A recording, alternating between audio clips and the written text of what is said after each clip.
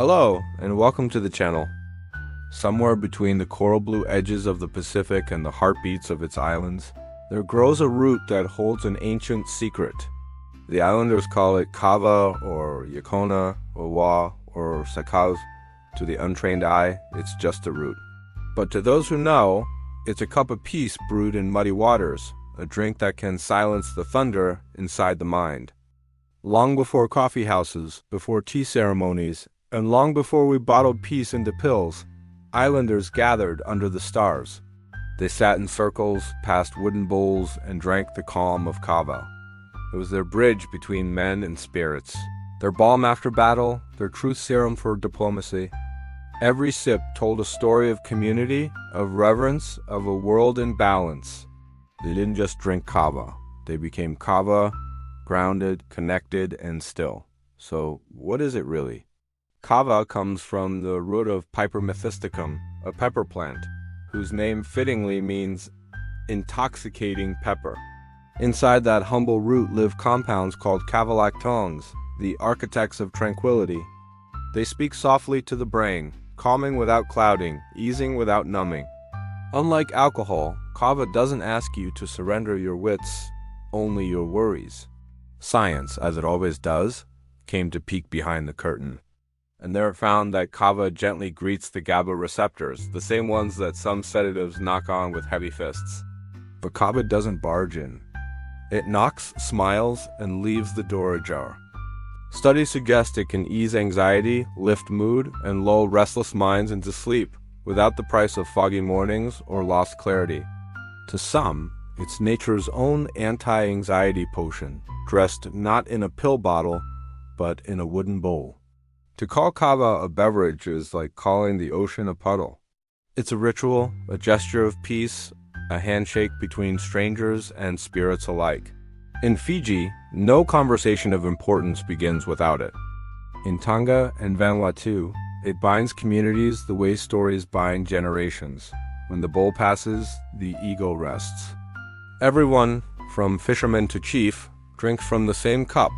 When Western sailors first met Kava, they called it the drink that made men dream with open eyes. And soon, science tried to distill it, powdering, encapsulating, commodifying. In the process of profit, the spirit was sometimes lost.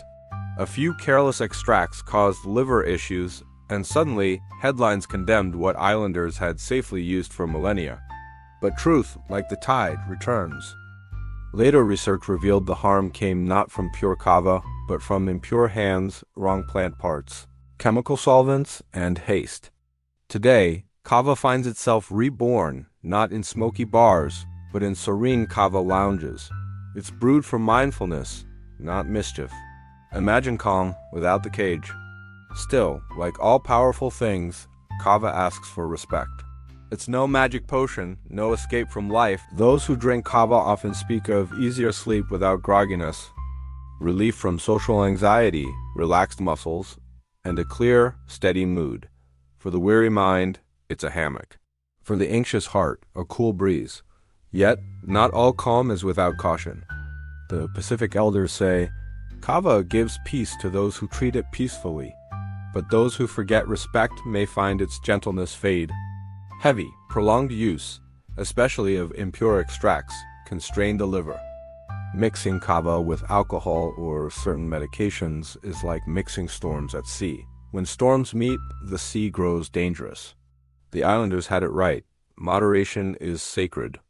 Some users notice mild side effects, temporary numbness of the mouth or tongue, dry or flaky skin with heavy long-term use, sometimes called Kava dermopathy, and digestive upset when taken on an empty stomach.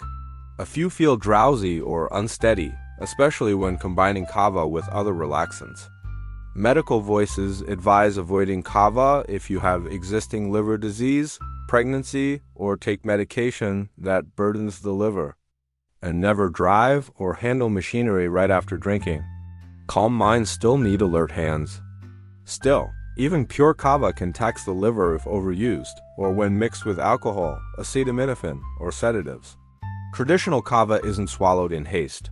It's prepared with patience root ground, soaked, strained, and shared.